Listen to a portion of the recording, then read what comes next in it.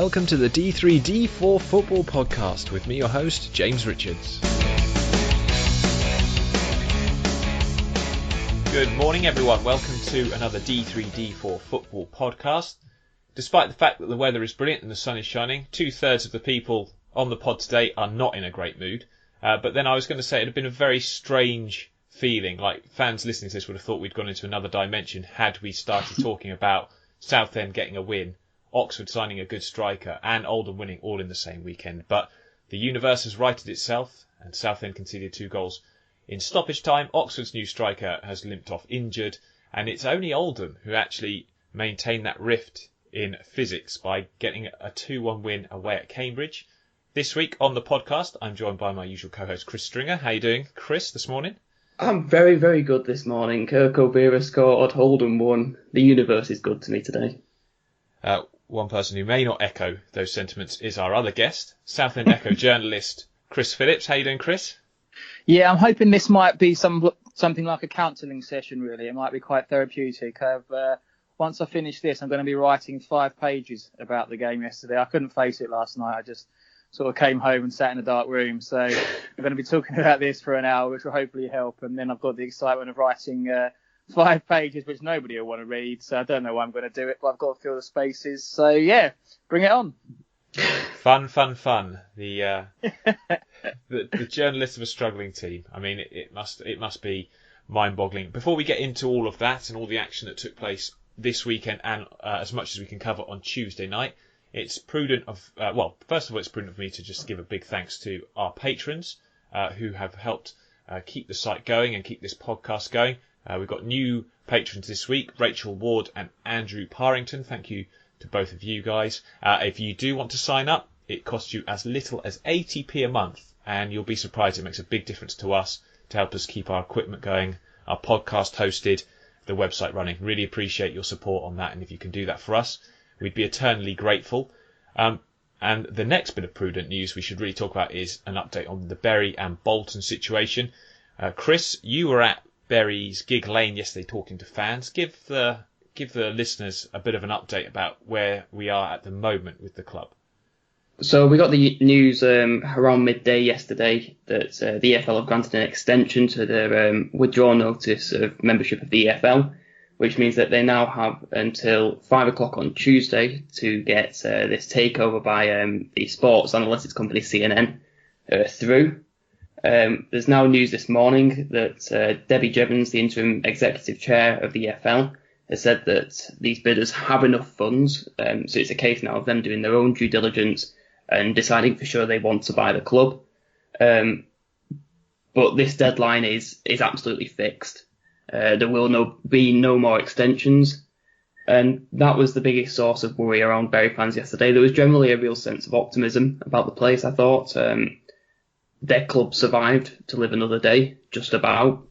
But this company would have really liked until Wednesday when their sort of main lawyer's back on the scene, because he's not available till Wednesday. They told the EFL this, and many thought the EFL would give a 48-hour extension starting on Tuesday, with Monday being a bank holiday, which they haven't done. So it's really still a bit touch and go, but this company does have the funds, and if they can get it over the line, they might even have a match on next Saturday. Blimey, that would be great to see. I did see as well the club have called upon fans to come down to Gig Lane 9 a.m. Tuesday morning and start helping preparations to get the ground ready for the match. Cleaning utensils needed, as the seats all need a clean, the stands need sweeping. There's a skeleton staff left at the club, so it's not surprising that they do need as much help as possible. So if you're not doing anything on Tuesday, get yourself down to Gig Lane and give them a hand with that. I'm sure they'd be absolutely delighted to have you there and to see you. Bolton, again, this week we saw Phil Parkinson resign. It was accepted by the club. I mean, he's just done so well to keep them together and not walk away before this, but it's now becoming a bit of a joke how every time we read a statement from the club, the administrator suggests that the deal is seconds away from being completed, yet there's always another delay. And the EFL again released a statement regarding this, suggesting that if they do not get something done, something concrete completed by Tuesday, then their withdrawal notice, which has been suspended, will be lifted, giving them just I believe it's 2 weeks, or they will have their EFL status withdrawn and they will be kicked out of the league, which no one wants to see. But I have to say, in this case, I'm probably edging on the side of the EFL because they can't just see nothing done. So they need to try and push these people to get the agreement over the line. And all this procrastination is no good for the club or the fans, or indeed the young players that shouldn't really be playing Saturday, Tuesday football at a professional level when, they're just kids essentially. It's tragic to see, and the fans stayed away in droves from Saturday's drubbing against Ipswich, and I'm frankly not surprised with that either. So we hope that gets done. Obviously, still this wider issue, which I won't go into rant about now, about how the game needs to change going forward. Fans still resist admitting, or quite a number of fans still resist admitting that there's a wider issue with the financing of the game. A lot of fans saying it's all about clubs not living within their means, and I would agree with them that that is a huge part of it. But I still maintain, if you look at the figures, there is no club in the Championship turning a profit at all. They're all losing money. This is not something that has happened overnight. It's been a slow and steady decline of club finances outside the Premier League, and it's partly due to the fact that there's so much money being paid on wages at the top level and transfer fees at the top level that clubs just can't compete. And yeah, something needs to be done, but we won't go into that. That'll probably be something for another time. Let's just hope for now, short term, Bury and Bolton get themselves sorted and can survive to play this season. Right, plenty of football to go through. So we're going to start, as we always do, in League One. League One. And Mr. Phillips, I'm sorry to do this to you, but it's not been a good start to the season. I saw your tweet regarding the fact that 5 defeats to start the season is the first time in the history of Southend Football Club that this has happened. Where is it going wrong? Everywhere at the moment. That's the sad state of affairs. We can't defend. We haven't kept a clean sheet since January, I think it is now. We've conceded 4 goals last weekend at Lincoln, conceded 4 goals again at Wycombe.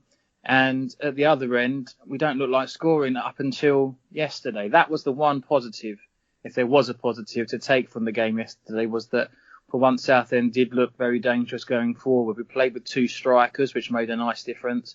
And if Stephen Humphreys, Southend have got a player who's definitely capable of getting goals. And he showed that yesterday with 2 well-taken efforts from long range, and Brandon Goodship, a summer signing from Weymouth. He got his first goal for the club, and that was the positive, because up until that point, I think we'd had 4 games in the league, and the only goal we'd actually got during that time had been an own goal. So the positive yesterday was, yeah, it's been great. The positive was that we actually looked dangerous for once going forward, and obviously the huge negative was that he didn't count for anything in the end. Can't defend, conceded another 4, and bizarrely we made some strange substitutions which didn't help the cause. The team that can't defend tried to go defensive and hold on to a lead, and yeah, we all saw how that went in the end. Yeah, it's not a surprise because it's Wycombe, isn't it? And they do this to a lot of teams. Carlisle will remember well last season that they did that to them, and it sort of scuffled. It might have been the season before. It might be not going back far enough, but it certainly happened.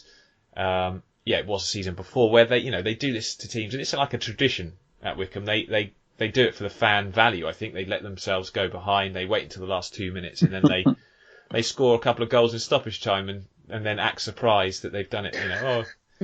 Pulled it out of the hat again. But actually, on our preview podcast, I'm not sure if you ever listened to it, Chris, but we didn't look at Southend's transfer business this summer with much positivity. I saw a few young players come through and be signed that potentially had the ability to turn a game, but realistically, we saw the same problems that you had last season continuing into this campaign, and we put out an analytic that showed that Southend actually created the fewest chances per 90 minutes last season than any side in the division, yet surviving on the last day probably felt brilliant, but maybe papered over the cracks of a season where you'd had loads of injuries and issues all over the pitch, and it does seem that that's continued. Is there any prospect of any more players joining?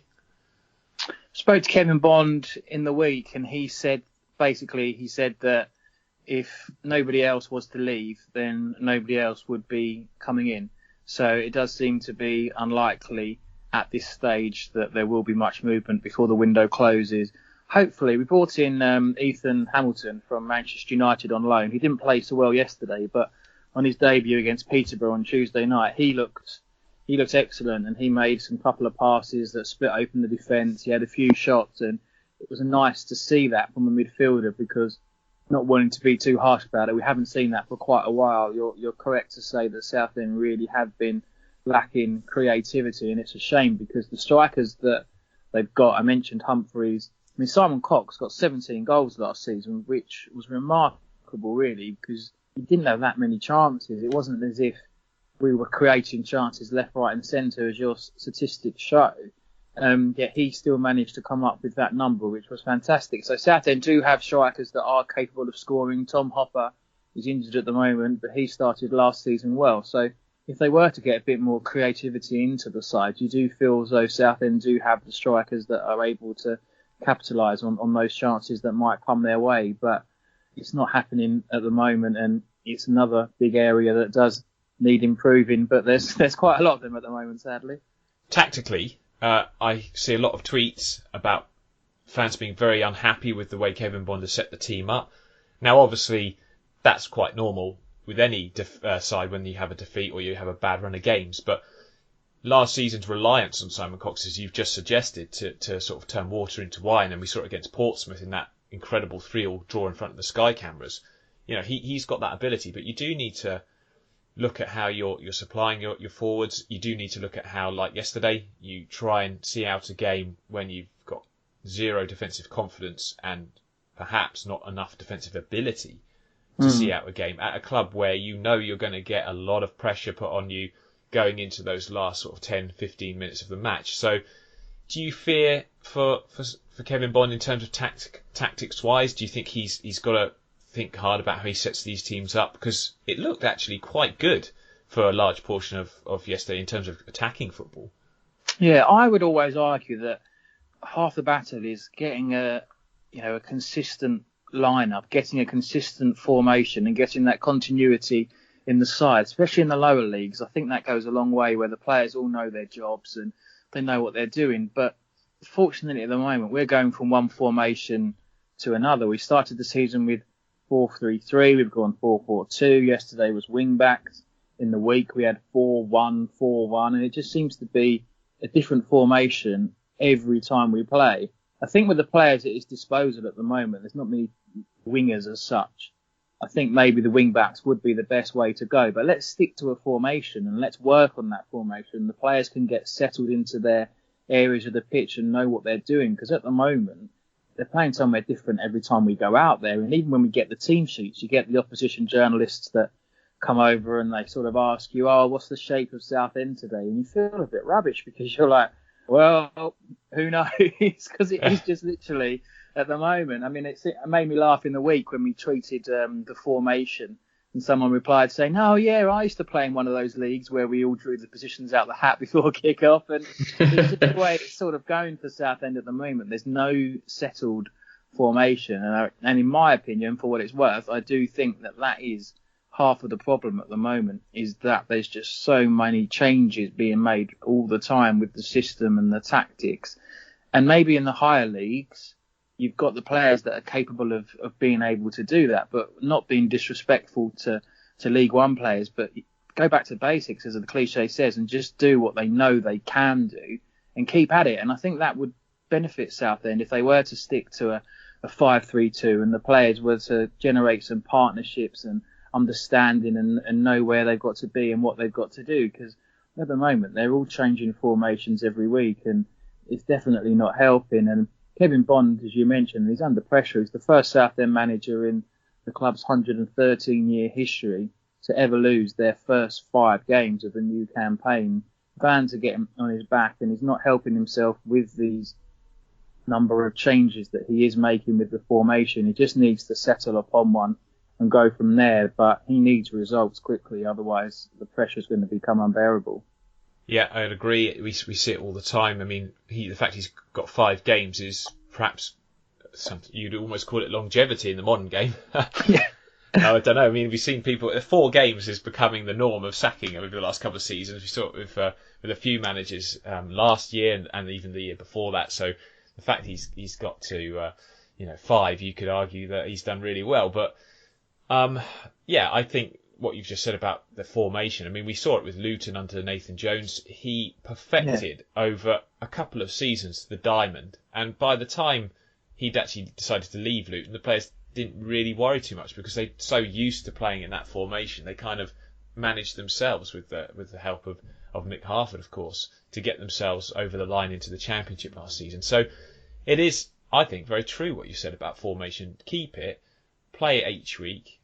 Obviously, if it clearly isn't working or the players are not going to be able to adapt to that formation, then change it. But I think there's several teams we've seen be a little bit more rigid in their formations and how they're playing, and it's starting to suit them. Swindon have started the season well with a sort of a 4-2-3-1, as have Colchester. Perhaps not started as well as they'd have liked, but they're used to the way they're playing. Grimsby with the 4-3-3 is seemingly working quite well for them at the moment.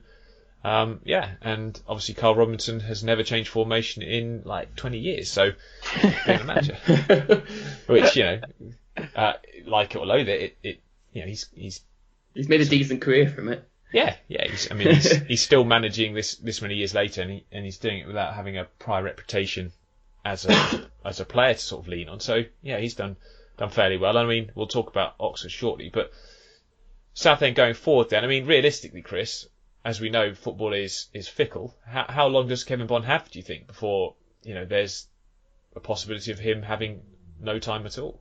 Yeah, to be fair to the manager, the chairman Ron Martin, he does like to give his managers time, and he's probably one of the more patient chairmen in the Football League. In recent times, you had Phil Brown, and he was going through a really bad run, and Ron stuck by him longer than most other chairmen would have done. I think it was 8 defeats out of 9 or something like that before he actually decided to make the change. And similar to Chris Powell last season, when it started to go wrong for him, lots of other chairmen would have made the change a lot sooner due to the horrific run of results that we were on. So I think he will give Kevin Bond a little bit more time, but there does come a point where you have to act. And it sounds silly, doesn't it? Like you said, people maybe from the outside looking in will be thinking, well, it's only 5 games. It's still August. Why are you thinking about that? But you've got to be very careful about this, because Southend could find themselves cut adrift, and then the whole season becomes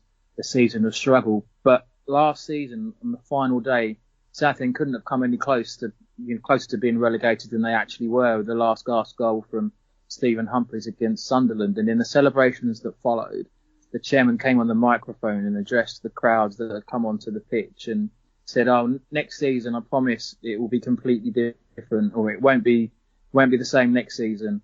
Well, at the moment, it's worse. So if he's going to stick by those words, maybe he may have to act sooner or later. But I think he'll give him a little bit more time and then go from there. But you can't keep on going the way it is at the moment.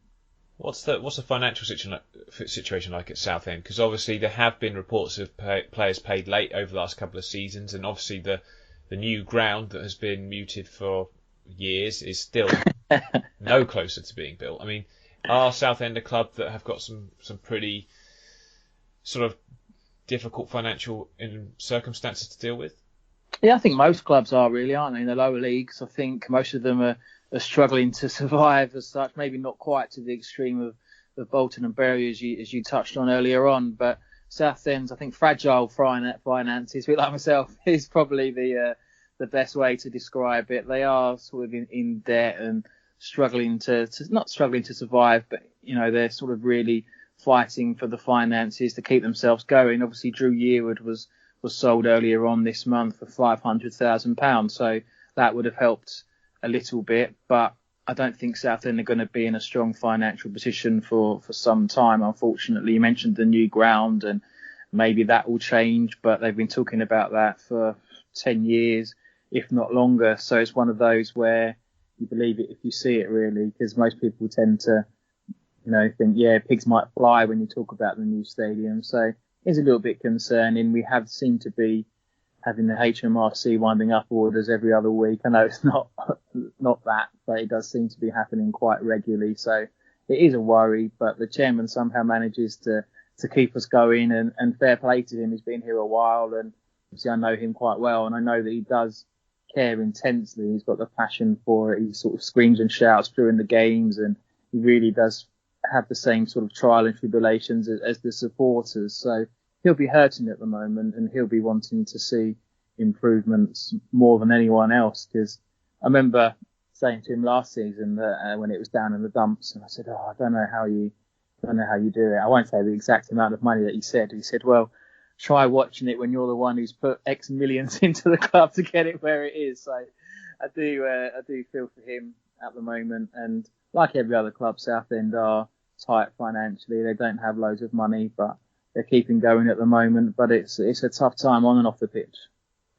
Yeah, I can imagine it is, and we'll keep an eye on how they do going forward. Obviously, it's been a busy week in League One, lots of games played. Lincoln City were a team that we're keeping an eye on, but they've had back-to-back defeats across this weekend. They lost to MK Dons, of course, in midweek, and then they lost to Doncaster this weekend. Doncaster Rovers picking up an impressive victory. They've had a lot of change over the summer. We have a feeling, and we thought in our predictions pod that they would probably be one of the sides to drop off a bit from last season. Obviously, I'm not too concerned with the way that they play their football that they'll have a massive drop off, but they'll be hugely relieved to get that one over the line. Ipswich Town, their fans were going a bit nuts yesterday over a 5-0 win against Bolton under-12s, which, fair enough. Tough game, yeah. Yeah, it's a difficult match. I mean, I can understand when you've been trounced week in, week out in the Championship the previous season that, beating anyone is impressive. But, beating the mascots at Bolton is not something to get too big about. But it has been a decent start to the season for Ipswich, Chris. I mean, obviously they beat AFC Wimbledon in the midweek 2-1. And then, all you can do, and I have to say, Coventry fans will agree with us, is all you can do is go out and beat the team in front of you. And we know Bolton's a bit of a gimme, but beating them 5-0 will help them come the end of the season with goal difference and stuff, and continue to give that side some confidence. So credit to Paul Lambert, Chris, because he's done a fairly good job so far. Yeah, he's done a really good job, and it's always difficult. We see it with teams all the time that come down and get relegated. We saw it a bit with Sunderland last season, where you get a little bit of a teething issue almost, and Ipswich have hit the ground running. They remain unbeaten, sit themselves at the top of the table. Norwood's hit the ground running, which is really good to see. He's obviously come up a level, and he's banging them in for fun, really. So yeah, it's pleasing, and as you say, you can only beat what's in front of you. We might joke that they're going nuts about beating Bolton 5-0, but we saw the other week that Coventry failed to get it over the line. So it's a good win for them. It's a solid win, and it keeps them unbeaten. It makes it 2 wins on the bounce, and they've set themselves up really nicely now. They've got the momentum. They're not lacking in confidence. It's exactly what they needed. I was going to say with Ipswich, my sister lives in Ipswich, and my brother-in-law's a big Ipswich fan, so they're the other club that I keep quite a close eye on in League One, and I think they've got the feel-good factor back now. I think the fans, at least, hadn't been enjoying their football for quite a long time. Obviously, Mick McCarthy, like him or loathe him, but lots of the fans didn't like him, did they, and the style of play towards the end of the time there, and had their struggles last season. So irrespective of the opposition and the league they're playing in, I think fans are just enjoying going back to Portman Road again and enjoying what they're seeing. So good luck to them, and hopefully Southend can turn things around by the time they play them. Otherwise, I'm not going to the next family dinner. No, exactly. Yeah, I'm being an Oxford fan. I don't think I've ever had much opportunity to have bragging rights over my in-laws. My sister's a Pompey fan, as is her husband. So yeah, it's always been tricky. There was a time, the brief spell, where we would beat them fairly easily when they were sort of right down the bottom, and I was quite conservative with my criticism, I suppose, because I know that it's cyclical and it will only come back to bite me. So yeah, I live in Liverpool, so I continue. Oh, they haven't got any good football teams up there. Well, I continue to drink out of a mug from when we beat them in the FA Cup in 2013. Is it one of those mugs that when you put it in the dishwasher, it starts to fade really badly? Chris, I'm a student. What's a dishwasher? Oh dear. I don't want to see what you're drinking out of in that case. Right. Gravy boats, usually, isn't it? I'm just drinking the gravy. His shoes. Oh, God. I have to say, though, Ipswich players have impressed me. I think Cole Skuse has done really well so far. Alan Judge, who was muted to be leaving, he played 90 minutes yesterday, did well. Caden Jackson, a player we know well from his time at Accrington, will have really built up some confidence getting the goals and making it look easy yesterday. But Kane Vincent Young, what a player he is. I'm really pleased to see that he was given 90 minutes yesterday. I think he's a brilliant signing. We obviously know him well from following him at Colchester, and obviously I know what the assistant manager Steve Ball thinks of him. He's very highly rated, so that's an impressive victory for them. I will, I suppose, quickly brush over Oxford's week because it's not been particularly good. Obviously, losing yesterday 3-1 to Bristol Rovers. Much made of Matty Taylor joining Oxford, but he limped out of the game, and I'm sure Bristol Rovers fans were not disappointed to see that at all. I thought they loved him. Oh yes, Mr. Popular, I would imagine, at the Memorial Stadium. The fact that he jumped ship to Ashton Gate while he was there. Not many people do that. But yeah, no, he didn't last. Yeah, he didn't last very long though yesterday. And to be honest, it's like not a surprise that Oxford's defence is where the issues are. We've conceded 7 goals in the last 2 games, 9 in the last 3. We looked all right at the start of the season and kept clean sheets against the likes of Peterborough, which, looking at how they played yesterday is probably not that mean a feat, I think. But I would say that it's early days. Oxford got a few players out injured, and they've got a good young group of players in that team. But if you watch the goals yesterday, the second goal was absolutely brilliant from Bristol Rovers' perspective. Really good strike, giving Simon Eastwood no chance. But the third goal was like the most embarrassing lack of defending you'll ever see. But I'm pleased for Tom Nichols to score because he is one of those players that really struggled to hit the net last season, and there's been under pressure to find his form. He works extremely hard, but he managed to get the goal. It was Ed Upson, who scored the equaliser yesterday in some style. Johnson Clark-Harris given a free header to make it 2-1. And we obviously conceded 4 goals in midweek at home to Burton. Scott Fraser getting a hat-trick. It was, he's an impressive player, but some of those goals were slightly fortuitous with the deflections and stuff. But not been a great week. Carl Robinson obviously does have a bit more depth to call upon. Be interested to see how he sort of sets up going forward. But delighted, and as I said to you, Chris, when we were at Blackpool, to see Ben Woodburn score, because I think he looks like a good player who, if he gets a couple of goals, will get on a bit of a confidence streak and do pretty well. Coventry City, they're making light work of playing with 9 men, firstly, in midweek where they drew 3-3 with Pompey. Very impressed. And then, of course, light work of playing in St Andrews. And Mr. Phillips, the team that you obviously have already been to and played, what do you make of the Sky Blues? Because I think Mark Robinson's done a terrific job there.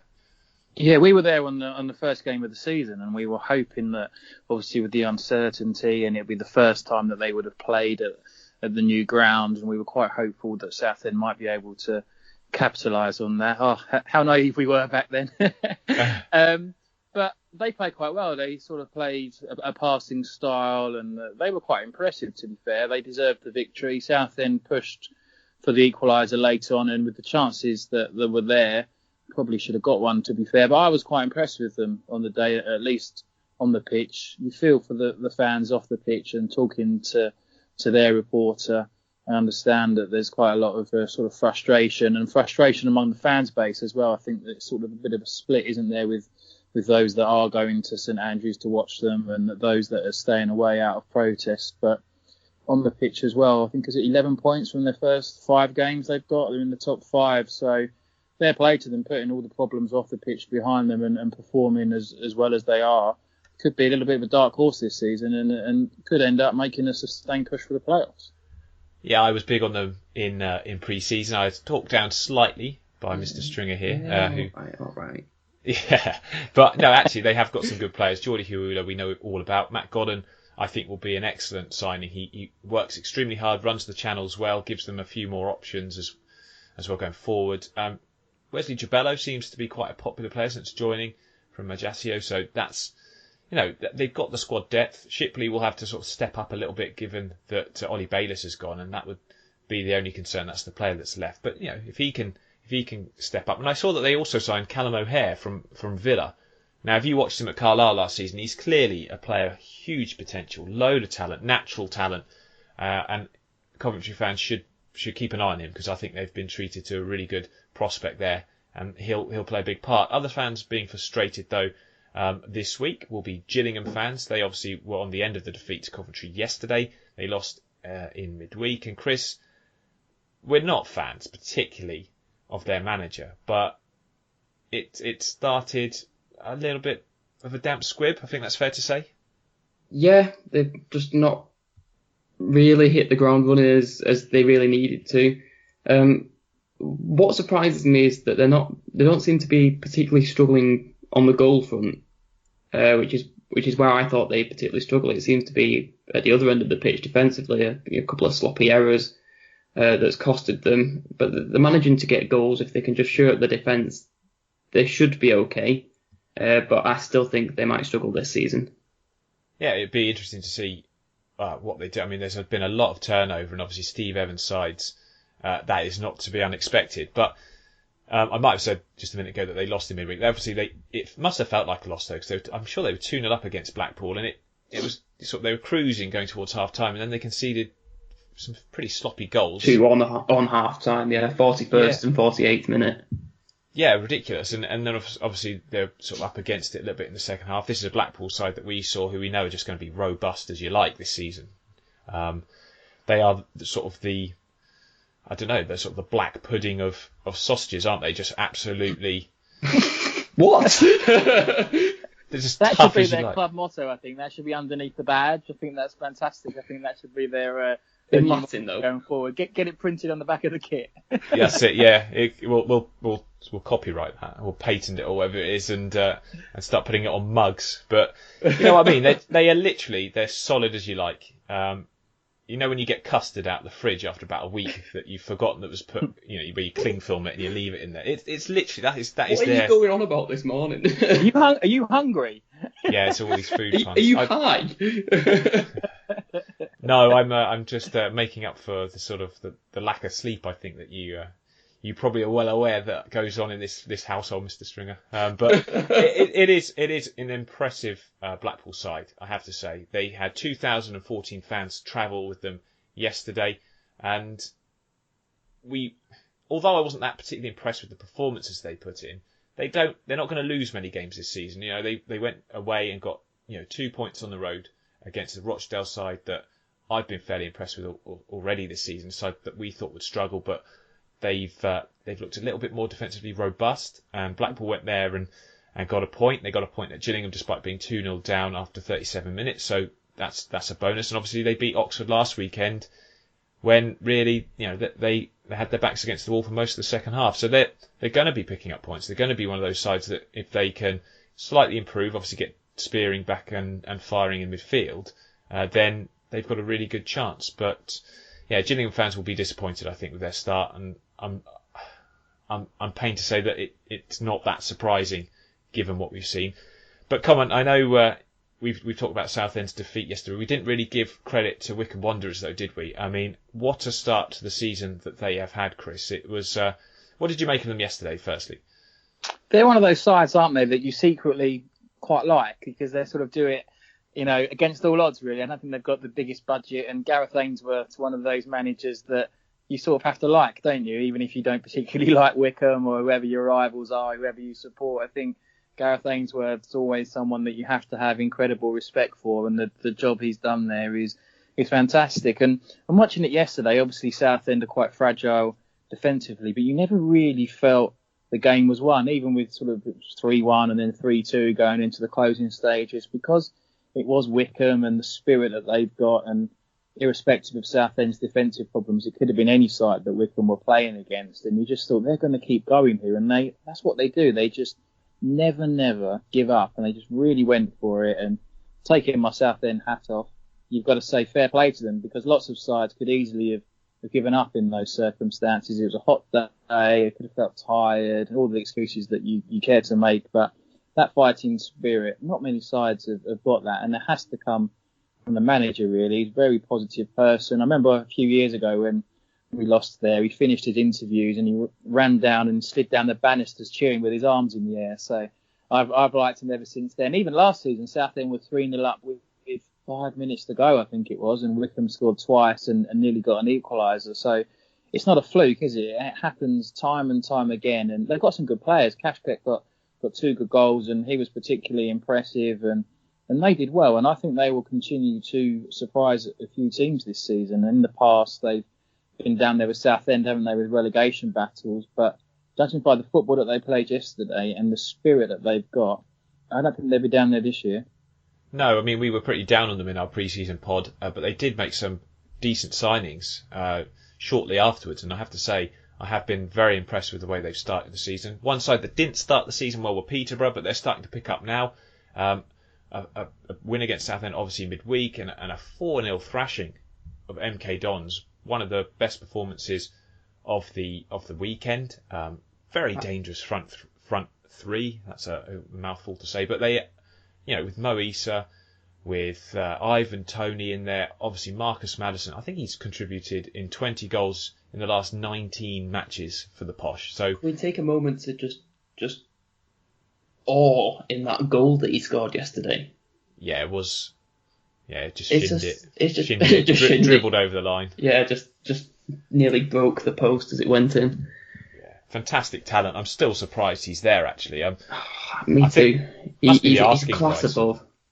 I can only think it's the asking price that they've put on a transfer fee for him that has prevented him leaving. And fair play to him as well, though, because a lot of players get all stroppy and stop performing.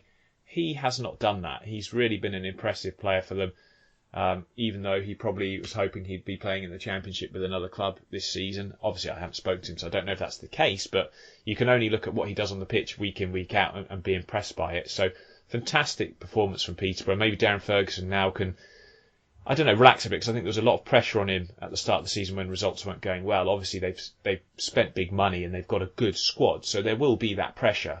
But yeah, back-to-back wins, back-to-back clean sheets, perhaps more importantly. They were looking very frail in the opening games at the back, so that's massive for them. Accrington not started the season particularly well. Again, a team that I was concerned about just based on their form at the end of last season. They lost 3-2. One of the most extraordinary comebacks of the Tuesday night matches was Shrewsbury's 3-2 win at Accrington. Fantastic performance from the Shrews to come back and grab 3 goals. And they've been struggling to hit the net, and they did so again in a turgid game against Burton yesterday. But that's a huge win for the Shrewsbury team. It does put Accrington in a bit of bother. They lost 2-0 at Fleetwood, a side that I think will be right up there because they're pretty clinical, aren't they? Paddy, Matt and Chris, yet again on the score sheet against Accrington yesterday. Yeah, and it's a side I really like, Fleetwood. I think I was really pushing for them in our pre-season podcast to see them as a playoff side. They've got a fantastic team. I mean, they've got Madden you've touched on, but Ched Evans, he's finding his form now after a couple of difficult seasons for obvious reasons. They've got Peter Clark at the back, who we decided wasn't good enough for League Two, who's bossing it in League One, and that's provided a real bit of experience in defence that's keeping them shored up. They've got a lot of quality in that team. I was impressed that they managed to get Rositter, who I thought was an excellent signing for Bury last season, and I still think he could play at a higher level even than League One. They're a team I really like. It's worrying for Accrington, but this Fleetwood side, it's one of my favourites in League One. Yeah, I agree. Very good. Obviously, a lot to go through and short of time, but I will make a comment about Portsmouth fans. Not all of them, but quite a lot of them, Mr. Phillips, was suggesting that Kenny Jackett should be sacked after the 3-3 draw with Coventry. Now, yeah, not joking at all. In midweek, there was a furore on Twitter and in other media outlets and social media places where fans were seriously saying Kenny Jackett is not the right man to take Portsmouth forward. I don't really want to give it airtime because it's that ridiculous. But when you look at what he's achieved in his career, and indeed over the last couple of seasons with Portsmouth, what do you think of that, Chris? Because that's ridiculous, surely. I saw him yesterday, actually. I had a biscuit next to him at the. He was in the press box. I should have asked him. Finally, you've asked me about Portsmouth. My mum's next door, and she's a Portsmouth fan, and she was born in Portsmouth and brought up in Portsmouth, so I know everything about what's going on there at the moment. I think he's a no-frills manager, isn't he? I don't think they play particularly entertaining football, but they get the job done, and I think you have to admire him, really. I mean, we'd certainly want something like that at Southend at the moment, so from the outside looking in, at least, it does seem a little bit strange that there does seem to be any criticism of him, given his track record and the job he's done for Portsmouth so far. They'll be up there again this season. They'll be fine. I think they'll probably get promotion once everything kicks in. It's still early days, and they'll be fine with the players that they've got. But I think he seemed to be one of these managers that's quite defensive and stuck in his ways, and that's what the fans, that our family friends, seem to say about him anyway. But I careful what you wish for and things like that. I think Portsmouth will be fine, and I'd quite like to see them get promotion this season, and I think they will do it. I'll swap managers. I'm happy to do that. Yeah, me too. Yeah, I think there's not many people who wouldn't take Kenny Jackett as a League One manager. But Portsmouth obviously didn't play yesterday, but a 3-3 draw. Yeah, they threw it away, but they're not the only team that have done that in the past. And I obviously think if you look at his record and the progress that they've made under him, I just think it's ridiculous. Ridiculous. Managers need time, and talking about sacking them at this stage is not good. Not good at all. AFC Wimbledon, obviously, a bit of a struggling run. They lost midweek 2-1 obviously a difficult couple of games, losing to Ipswich and then Sunderland. Mr. Phillips, what do you make of Sunderland? Because they've got back-to-back wins now. They must have listened to our podcast, because we're begging them to put Chris Maguire in that team. He scored a hat-trick yesterday. They've changed formation, and they're looking a lot better for it. Yeah, I think it's Maguire got the hat-trick yesterday, didn't he? He's a good player. He scored a great goal against Southend last season. Their budget's massive, isn't it? I know you shouldn't really go with finances, and football isn't always won in the boardroom with the amount of money that's available, but they should romp away with the league, really. And with their budget last season, which what I was told is anything to believe, obviously they just missed out last year, so they'll have that pain that will inspire them this time. They'll be hungry to go one better. Got a soft spot for them after they let us beat them on the final day of the season. We wouldn't be in League One if it wasn't for Sunderland. They still find themselves at this level, but they sort of seem to have clicked into gear now, haven't they? They got a good win yesterday there. Another one of the sides. Seems to be quite a lot of teams towards the top on 11 points, but you'd have to tip them to win the league. I remember going there last season and looking at the back of the programme and looking at their squad and thinking, blimey, this could be a long afternoon. And they're a strong side. They've got a lot of good players, and I think as long as they stop all these 1-1 draws that they seem to be getting, I think they'll be fine. And I would have thought Sunderland and Portsmouth will be top two. Ipswich will be pushing as well, but I'm the worst person at making any kind of prediction, so they'll probably all fall away now. You've ruined their season. Yeah, I have. I apologise in advance that I've ruined everyone's season. But no, Sunderland are clicking into gear, and I think if you were to pick one team at this stage that would win the league, I think you'd have to choose them with the players that they've got, and it was a good win for them again yesterday. It was indeed, and I hope that continues in that vein of form, because I like Jack Ross. I think he deserves to be given more time. I think if he is given more time, though, he needs to stay with this formation, keep with it, give his attacking players every opportunity to get on the ball, create chances, because they're so talented. They're quite frankly better than the level that they're playing at, especially in Aidan McGeady's case, that you're going to need to make the most of that. And that's all about him giving them the opportunity with the systems he uses, and I'm pleased to see him doing that. But let's jump down into League Two now. League Two. And it's been an eventful, as I say, couple of games in League Two. I was at Crawley Tuesday night to see Crewe go down there, and Crewe were extremely impressive. The thing with Crewe, though, is you can always see that they play good football, they keep a lot of possession, and then they fail to hit the back of the net on so many occasions when they probably should do, that they're going to cause themselves trouble like that across the season. And they did that against Newport. They didn't create enough, to be fair, against Newport in what fans have told me was a fairly poor game. And they ran out of steam at the end, a mistake by Eddie Nolan, who, to be honest, deserves absolutely no criticism at all, because he's been really solid and excellent player this season for them. But I'm still very optimistic about the season that they'll have. I think David Artell has been afforded a lot of time there, and he's built a squad there that's been together now for pretty much 3 years, and obviously those young players have been together a lot longer than that, going back into their youth system. But as first team players, they've been there a long time. They're looking really impressive. Big shout out though to Gabriele Cioffi, who has just changed the way Crawley are playing their football, because to be honest, they had an awful sort of run at the end of last season, but his recruitment has been good. Grego Cox has been excellent in the opening of the season. He really impressed me in the second half against Crewe. Nathan Ferguson, who scored his third of the season yesterday, obviously a great signing from Dulwich Hamlet. Ollie Palmer, who got a lot of stick from fans on Tuesday night, went some way to answering his critics with the 2 goals at Leyton Orient. So Ollie Palmer's a real enigma for me, though, because I remember seeing him at Oldham last season, and he looked like one of the worst players I've ever seen. Yet he scored past us. He manages to score every other week. I don't know how he does it. He's big, he's strong.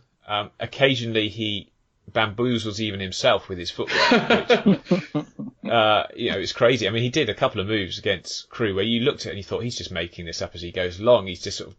Why does that never work for me? Well, I don't know. I mean, he's got power though. He's got sort of power to him. That's where I'm going wrong. Yeah. Yeah. I mean, his 2 goals yesterday. Leyton Orient will look at. I think we should have done a bit better, perhaps. But he'll get double figures again probably. And he's got players like, Bez Labala looks a brilliant player, really exciting winger who can come inside and probably play right across the front 3. And he's got a big squad, so I think the biggest problem for Crawley this season and their manager will be keeping everyone happy, because I would suggest that's too many players to have a cohesive unit. It might be then obviously leading him to chopping and changing the formation, which he has done a fair few times. And you were just talking about it with Southend, Chris, that you want to try and keep a very settled side in a same tactical formation as much as possible to get the best out of them. And I think if he does that, then Crawley can have a very good season, because they've got sort of a hugely talented sort of top 13, 14 players. And they're all really exciting as well. They're kind of guys from non-league, like Panucci Camera. If you've not watched him play, the guy never stops running. He's all legs, but he never stops running, and he wins as many tackles as he loses. So he does a pretty good job in that midfield. And then they've got some technical players like Moraes as well, who can ping a pass about. So I think keep an eye on them this season, and they might do very, very well. Grimsby Bradley was there yesterday enjoying the fish and chips. He decided to go to the match at the same time as well. They've picked up some decent results over the last couple of game weeks. 2-2 with Colchester after being 2-0 down, and a 5-2 thumping of Port Vale yesterday. Michael Jolly, let's ask you, Mr. Phillips, on this. Michael Jolly's a very bright young manager. Obviously not a huge budget at Grimsby, but he's obviously focused his attention on the weak areas this season and brought in some pretty good strikers. James Hansen flying at the moment. Yeah, James Hansen, you know what you're going to get with him, don't you? He's quite physical, but he gets goals. He was one that I actually wanted Southend to have a look at when he became available. And it's bizarre, really. You always get sides that you keep an eye on, and for whatever reason, Grimsby are one of those for me. We played them years ago now on the final day of the season, and if we'd got promotion, we would have got if we'd won, we would have got top 3 and we would have got automatic promotion. But we drew, missed out to Swansea, and ended up going up via the playoffs. And ever since then, I've kept an eye on Grimsby I don't know why, but it's one of those things that I always have kept an eye on. And like you said, it was a good win for them yesterday. They've got the firepower there now, it seems. Hansen in particular, he's always one of those players that seem to score against Southend, but there's quite a lot of them over the years. But they've started well as well, haven't they? I was just looking actually earlier on, and they're into the playoff places. And I think it's always hard to predict the lower leagues, isn't it? Because lots of teams are quite inconsistent, and the players within those teams themselves are as well. But you look at the players go through their squad as well, and they've got some dangerous players there. So I think they'll be quite tough to beat this season, and you'd have to fancy them to keep on getting goals, which is half the battle, of course. Yeah, Newport tough to beat. Obviously, weren't perfect against Crewe, but got the goal right at the end, capitalising on a mistake. They drew in midweek despite having a lot of injuries. So they're a side that we were hot on in pre-season, because we just know that Mike Flynn has got a way of getting victories. They're very good at home. They'll be pleased with that. Colchester got their first win of the season yesterday, a 1-0 at home, and they're a side that we like because of the way they run the club. Obviously looking at developing youth all the time, and it's admirable. And obviously Norris has scored the goals so far this season. They haven't quite done enough to get victories. Obviously they'll be disappointed that they let in late goals against Grimsby in midweek, but beating Northampton, a Northampton side that, if you ever read Toby Foster's reports, a really bright young journalist coming through who writes for our website, he is not that impressed with the kind of style of Keith Curle and the style that the team's playing. He thinks Nicky Adams is probably their most creative player, and only Bright Spark is a team that tend to hoof it a little bit too much, and they've not started the season particularly well. Swindon, Owen Doyle, brace yesterday, Chris. You're not surprised at that, I'm sure. No, it makes me cry a little bit every time I see him scoring. It's just what could have been. Yeah, I was impressed. I mean, I can only see the highlights, but I was impressed with both Cheltenham and Swindon yesterday. Both looked sharp, both looked pretty clinical, especially in the first half. And Owen Doyle's already proven his worth. I think that's 3 goals in 2 games, and he hit the post last week as well. In fact, I'm not sure what he did on Tuesday night. So yeah, I'm well impressed with both these sides, and I think they're both. Well, Swindon especially, we've said will make the playoffs, and I know Luke was quite keen on them even for automatics. And Cheltenham, again, were another one we were fairly keen on for a top half finish, and they're both showing the credentials for that already. Yeah, I analysed the game against Carlisle midweek. Carlisle firstly was dreadful, lazy, I'd say. They had a few too many players who just didn't run hard enough, didn't work hard enough, and that was quite a contrast because you won't get that under Michael Duff at Cheltenham. His players were up for it. They battled for everything. They got Varney, who is such a good player still, very intelligent player. What he doesn't have in pace, he makes up for in his movement. Great finishes again. Potentially used the arm a little bit for the sort of the second goal against Carlisle, but well, yeah, exactly. I mean, but you have to be there. He ran through the middle, lovely ball over the top. I think it was by Clements, and he brought it down and slotted it home. Great finish. And they've got Hussey with quality. Another player that they'll have to manage carefully for his fitness, but when he's on, they're always going to create chances. Doyle Hayes, I've been impressed with. I think he looks a nifty player in midfield, quite languid, quite good at picking out a pass. And at the back, you've got Charlie Raglan and the likes of Ben Tozer, so you're not going to give up much. And I think that they'll be a team that will. I think they might do a little bit better than we said. I mean, obviously, it's still very early, and Ruben Reid still to come back from injury. I still think they could get a bit more out of some of those subs guys like George Lloyd, the youngster, and Tavon Campbell. So they've got a bit more depth than they perhaps had over the last couple of seasons. But I've been pretty impressed with them. One side that we haven't been impressed with so far this season is your own side, Chris, Oldham. But 2 games, conceded 1 goal in those games, picked up 4 points this week. Much better. It's the Wheater effect. It's almost like when you get rid of the Wheater effect, or they had Wheater bits. Maybe probably both. I mean, we've got rid of Sonny Seffel. Oh well, there you go. I'm dancing around.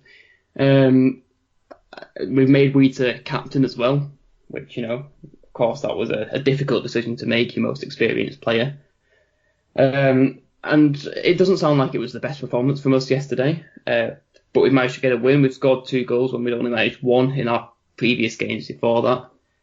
So it's promising. It's got us off the mark. It'll do a lot for confidence. Urko Vera's dubious goal, I think that'll give him a bit of confidence, I pray, because if he's already playing at full pelt, I'm not sure how he's playing football. Yeah, not been that impressive, has he? But it sounds like both sides weren't particularly great, and we managed to make the most of our chances, and I think that's just what we need. I still think we're light on an attacking player.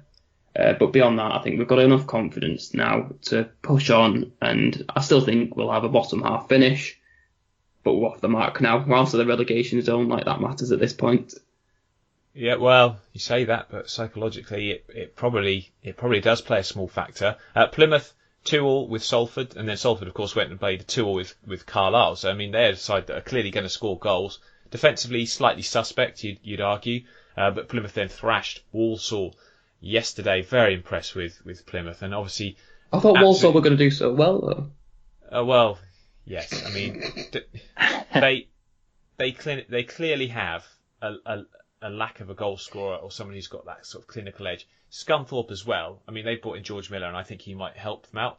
But these are 2 teams that came down. We weren't that hot on them in our pre-season podcast, and fair enough, we got a lot of stick because fans are quite protective over their side and thought they'd do really, really well. They've got good managers, and I understand why fans probably felt that we're being a bit too harsh on them. But managers are one thing, but managers need a squad that are going to be able to fulfil their tactics and their system. And Scunthorpe, to be fair to Scunthorpe, I mean, their injury list is is ridiculous at the moment. You know, you can make a fairly decent squad out of it. Same with Stevenage, you know, who have got a whole team of players injured. But they've not played well. Their defence has been shocking. They look slow at the back. This is Scunthorpe I'm talking about now. And you can see why Paul Hurst is pulling his hair out. I mean, he's really disappointed. So, obviously, yesterday when you were playing Macclesfield, they're a side that you know are going to battle hard. But in terms of quality, do they have a huge amount? Osadebe, you know, yes, he's a good player, and I think I mean, there was a couple of great saves, by the way, from the Scunthorpe keeper in this game. If you haven't seen it, go and watch the highlights. Fantastic stuff from him. But Macclesfield, very impressive so far this season. But they're a side that inherently should be struggling just because small budget and a squad that perhaps lacks. They lost a lot of key players from last season. So if you go there and you have ambitions of trying to finish in playoffs as a minimum ambition, Scunthorpe will be hugely disappointed to lose that. And obviously they lost at Cambridge in midweek, and they had Perch needlessly sent off to add to their problems of not having enough players available. So compounding the problems, I think Walsall will have a decent season, but you know, we said that they sort of finished mid-table, and so far there's nothing I've seen from them that suggests to me that they're going to do better than that. Forest Green, they beat Bradford with an impressive defensive performance. Bradford obviously beating Stevenage. Both sides, you know, in transition slightly. I think Forest Green will really miss George Williams' guile and skill. They may look to replace him. Yeah, sorry about that. Yeah, it was a poor challenge from Zach Mills, but you know, looking at it, it's robust, but not. I wouldn't say it was like horrendous. It was just one of those unfortunate challenges. But I do feel for George Williams on a personal level, because of course he's come back from real bad injury problems before that, only to now have another long spell on the sidelines. So yeah, Mills will be another loss. Yeah, Mills is a very good player, and obviously, how long's the suspension? Was it a second booking? Is that one game? That's one game off the top of my head, unless they've changed it, because they like to change these every other week. So. Oh, there's loads of competitions. I try and always keep up with suspensions, but like some of the competitions, like the Checker Trade, don't, or the leasing car. Where they budget leasing.com trophy, where the suspensions are just within the competition. And I remember a couple of seasons ago, Calvin Andrews at Rochdale got a 10-match suspension for elbowing Peter Clark in the face. And to make it a worse punishment, they said, yes, and it will also include the Checker Trade trophy. And we're like, what? That doesn't make it worse. No one wants to play in that competition anyway. Yeah, no, exactly. And it's got such a punchy, catchy name now that, you know, it just increases its profile among supporters. Well, I was trying to think, like, can you shorten it, you know, to make it a bit easier to say when you're chatting? And there's just nothing. You can't really have like the Lacey Trophy or something, or you know, what do you call it? It's just Tin Pot. I think we just call it the Tin Pot Trophy. Call it that, you know? Tin Pot Trophy. I think that's TPT. Yeah, well, it used to be JPT, didn't it? Yeah, there we are. We put it. Yeah, fans quite right, not particularly enamoured with it. Leyton Orient, performance of the week for sure. 3-2 they won at Mansfield. A great effort to come back from 2 goals behind. Carl, who's a Mansfield fan, thank you for your emails. Always giving me scout reports regarding how his Stags are doing. Obviously, Chris, we'll get your opinion on these because Chris Phillips, because they have huge ambitions there. They've got a lot of money. Obviously, injury and suspension problems have built up, especially this weekend. But you'd still fancy them, wouldn't you? Looking at the depth of squad and across the season to go on and at least make minimum the playoffs. Yeah, I remember last time I was talking to Chris Powell off the record about some of his transfer targets, and he missed out on at least one, and I think it may have been 2 to Mansfield in the end, and they were offering a lot more money than Southend, and some of the figures that he was talking about back then were remarkable, really, especially for a club in League Two. So they seem to be really having a go last season. It didn't get them over the line, and if the financial sort of situations there is still the same with the budget they had in place last year, then they've got to be among the favourites for promotion this time around. It's been a slow start to the season. They're sort of mid-table at the moment. It's still early days, but they're another club that you would look at and think that they'll be pushing for a promotion this year with the attacking talent that they've got as well. I think that they'll be fine this season. Once they click into gear, I would fancy them to do well. But League Two is a tough league to get out of, and Southend weren't there far too long ago, really. They had real battles to try and get out of that league and only did it by the skin of their teeth at Wembley against Wycombe, funnily enough. So it's a tough league to get out of. You have to have the attacking talent, but you also have to have the combative side of the game. You have to be able to battle and get stuck in and stand up to the physicality of the side you're going to be up against as well. So Mansfield, I know one of their reporters quite well, so I know that they've got some talented players. So I do fancy them to do well this season as well. Yeah, they'll need some of them back. Mellis is back in the team, of course. Remarkable, really, that they've got so many injury problems. James Clark, a youngster, played at right back. Carl was very hot on him, said he had a good game. I think when they get their first team players back, I mean, obviously Danny Rose has been on fire this season. They'll be fine. But also mentioned to Stevenage, great performance defensively yesterday. You've got a lot of young players having to sub in for the injured. Experienced players like Cuthbert was missing out. I won't. In fact, it'd take too long to go through all the players they've got missing. But it is a serious injury crisis at the club, and they've got to sort of battle on through and get through it because they've got enough in that squad. I still think to sort of finish up in the top half. But when you've got so many injuries, as Southend found last season, it can be very, very difficult week in, week out to get through it. Especially when you're putting some young kids in there to make up the numbers. But again, a very hard-earned point. Their manager will be proud of that. And I think going forward, they should be all right. Sort of the final mention of a team this week in League Two, as we're running short on time, I'm afraid, but got to be Exeter City. They currently sit right at the top of the table. They've been impressive. They've been dogged. They've shown like they can battle back from, yesterday. They must have been hugely disappointed to have a 2-goal lead and then to seemingly throw it away. But they kept going, and that man again, Nicky Law, comes up with the goods, Chris, and he is a very, very good player. Excellent player, and I think our 0-0 draw with him on Tuesday looks very good value, all things considered. They're a side we like. I said on Tuesday night that they were an excellent side, just lacking a clinical edge, and they found that clinical edge yesterday, and they've got the win for it, and I think they'll be very difficult to beat. Well, they'll be very difficult to beat, full stop. And I think they'll be very difficult to get anything against when they're as clinical as they were yesterday. Yeah, I just think they've got a different sort of a depth of squad than they've had perhaps in previous years. They've got good experience, good young players. I'm very hot on Randall Williams. I think he's a wonderful player on his day. Quite surprisingly physical when he wants to be. And if they can keep him fit and keep him consistent, then they've got a real player there. Nicky Law's hugely experienced. Jake Taylor is a fantastic battler. His manager's saying, when there's a problem with Jake Taylor because he never goes down. So a fantastic squad, looking good. Ryan Bowman knows how to score goals. Nicky Jose's a threat. Obviously, Jonathan Fort's retirement is a disappointment. It's probably more personally for him than for the club because obviously they've got, I think, players that can make up for that. But it's been a very solid start to the season for them, beating Morecambe away 3-2. It's a long old trip that, and they'll be delighted to come back with maximum points. We won't go through the tables because, for me, still too early.